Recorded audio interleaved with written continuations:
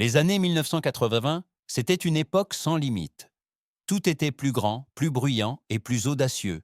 Les coiffures, la mode, la musique et surtout les boissons. Dans les bars et lors des fêtes, on expérimentait comme s'il n'y avait pas de lendemain.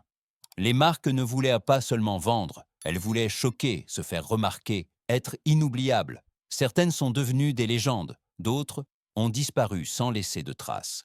Pourtant, ces marques n'ont pas simplement disparu en silence. Elles ont échoué, durement, publiquement, et souvent pour les mêmes raisons qui les avaient autrefois rendues célèbres. Trop fortes, trop sucrées, trop risquées, ou simplement au mauvais endroit au mauvais moment. Aujourd'hui, de nombreux Européens se souviennent encore de ces bouteilles, de ces canettes, de ces nuits, avec un sourire, parfois avec un hochement de tête. Dans cette vidéo, nous revenons sur 10 marques de spiritueux et d'alcool des années 1980, qui étaient autrefois omniprésentes et qui ont ensuite connu une chute spectaculaire. Certaines ont été interdites, d'autres ont été évincées du marché, certaines victimes de leurs propres extrêmes. Si vous pensez que toute marque connue survit automatiquement, vous allez être surpris. 1. Bacardi, 151. Le Bacardi 151 n'était pas un rhum ordinaire, mais un produit extrême de son époque. Avec 75,5% d'alcool, il incarnait l'esprit des années 1980. Plus bruyant, plus fort, sans limite. Dans les bars, il n'était pas simplement bu, mais mis en scène. Cocktail flambé, effets pyrotechniques et le frisson faisaient partie intégrante de son image. Cependant, c'est précisément cette force qui lui a été fatale.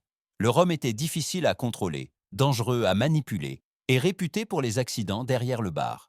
Ce qui était autrefois considéré comme audacieux et spectaculaire correspondait de moins en moins à une époque où la sécurité et la responsabilité devenaient plus importantes. Bacardi a compris qu'un produit présentant un tel risque n'avait pas d'avenir. En 2016, le Bacardi 151 a été définitivement abandonné.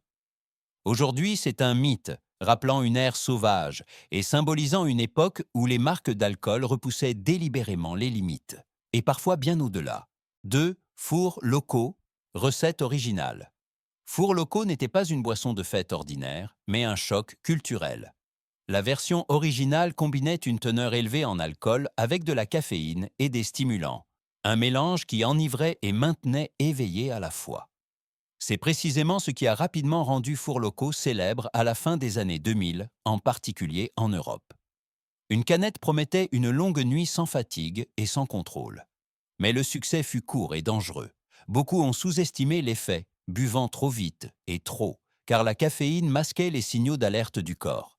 Les hospitalisations, les accidents et les critiques publiques se sont multipliées. Les autorités sont intervenues, les médias ont mis en garde, et la pression a monté. Finalement, la recette originale a été interdite. Fours locaux ne pouvaient plus être vendus que sans caféine. Le nom est resté, mais le mythe était brisé. Pour beaucoup, fours locaux symbolise encore aujourd'hui jusqu'où les marques pouvaient aller et à quelle vitesse le marché intervient lorsque les limites sont dépassées. 3. Bartles and James Wine Coolers. Bartles and James étaient que partout dans les années 1980. Deux messieurs âgés dans des publicités télévisées, des voix calmes, un humour familier, la publicité a fait de la marque un incontournable de l'été pour de nombreux Européens. Les boissons elles-mêmes étaient légères, sucrées et simples, parfaites pour les fêtes et les soirées chaudes. Mais le succès a rendu la marque paresseuse. Lorsque le marché a changé, l'entreprise a tenté d'adapter la recette pour paraître plus jeune et plus moderne. C'est précisément ce qui a aliéné les acheteurs fidèles. Le goût familier a disparu, de nouveaux consommateurs n'ont pas adhéré, et la concurrence est devenue plus forte. Lentement, mais sûrement, les ventes ont chuté. Bartles and James ont disparu des rayons et n'ont subsisté que dans d'anciennes publicités et des souvenirs. Une marque qui a montré que même une grande notoriété ne sert à rien si l'on perd sa propre identité. 4. California Cooler. California Cooler était l'une des boissons les plus célèbres des années 1980. Fruitée, légère, sucrée et simple, elle correspondait parfaitement à l'ère du temps. Lors des fêtes, à la plage ou lors des célébrations estivales, California Cooler incarnait la liberté, le soleil et les moments insouciants. Pour de nombreux Européens, le nom est presque devenu un synonyme de wine cooler. Mais les tendances changent rapidement.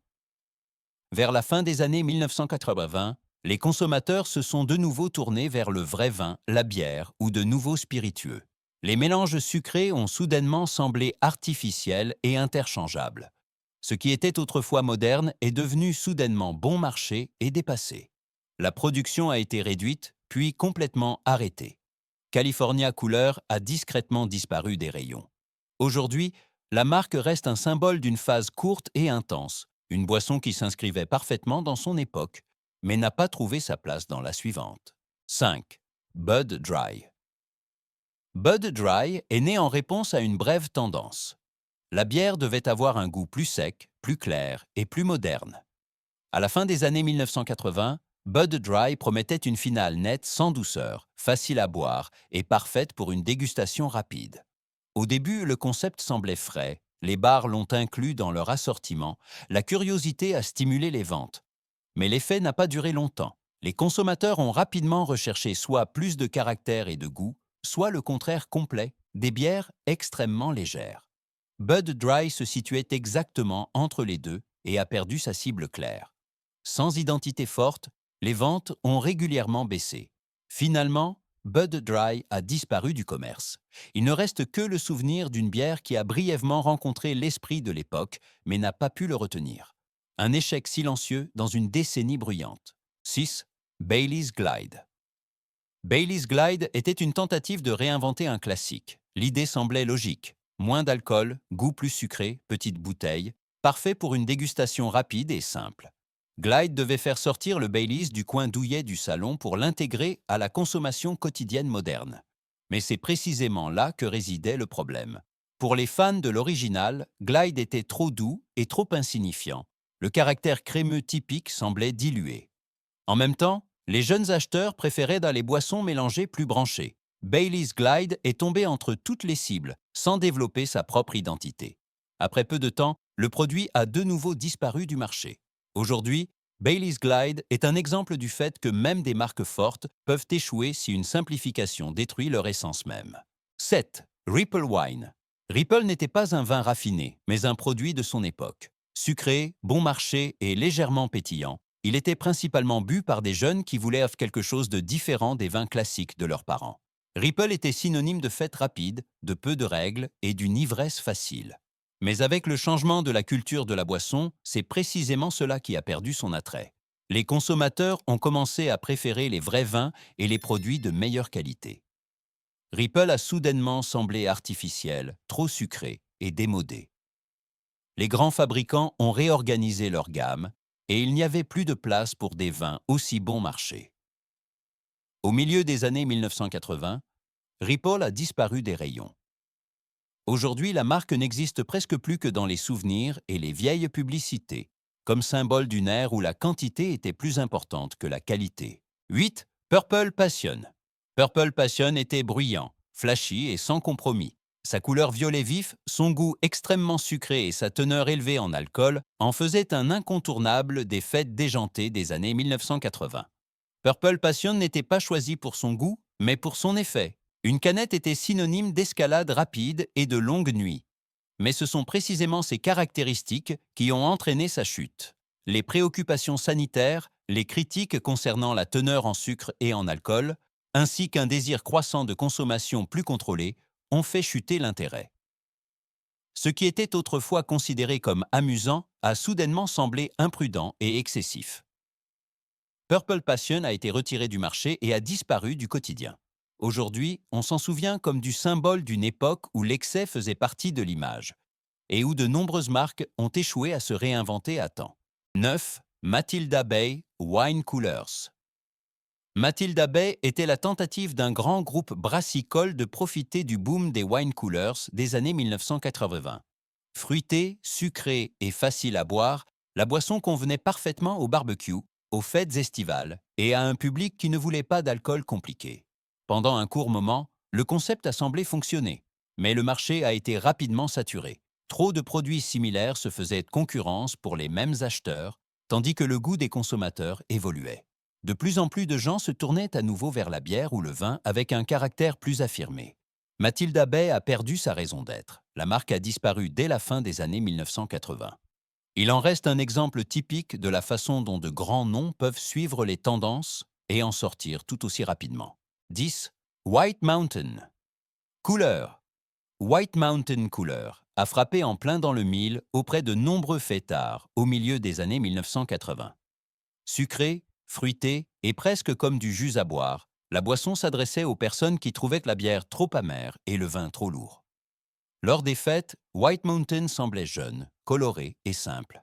Mais l'esprit de l'époque a basculé. De plus en plus de consommateurs ont trouvé les arômes de sucre trop prononcés artificiels et ont cherché des alternatives plus légères ou plus naturelles. Le marché des couleurs sucrées a rapidement diminué et White Mountain a rapidement perdu de son importance. Au début des années 1990, la marque a définitivement disparu. Aujourd'hui, White Mountain Cooler représente la fin silencieuse d'une grande tendance, une boisson qui s'inscrivait parfaitement dans son époque, mais n'a pas survécu au changement. Les années 1980 étaient audacieuses, bruyantes et souvent sans limite. Ces 10 marques ne racontent pas de simples échecs, mais des histoires sur une époque où l'alcool devait être plus qu'une simple boisson. Il devait se faire remarquer, provoquer et incarner un style de vie. Certains de ces produits étaient trop forts, d'autres trop sucrés, certains simplement au mauvais endroit, au mauvais moment.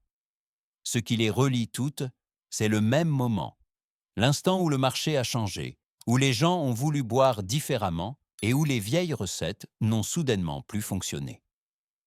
Les marques ont disparu, mais les souvenirs sont restés. Dans les vieilles publicités, dans les récits de longues nuits et dans le sentiment que tout était un peu plus sauvage autrefois. Ces boissons appartiennent aujourd'hui à l'histoire, mais elles nous rappellent à quelle vitesse les tendances vont et viennent. Et peut-être aussi que chaque génération teste ses propres limites, parfois un verre à la main.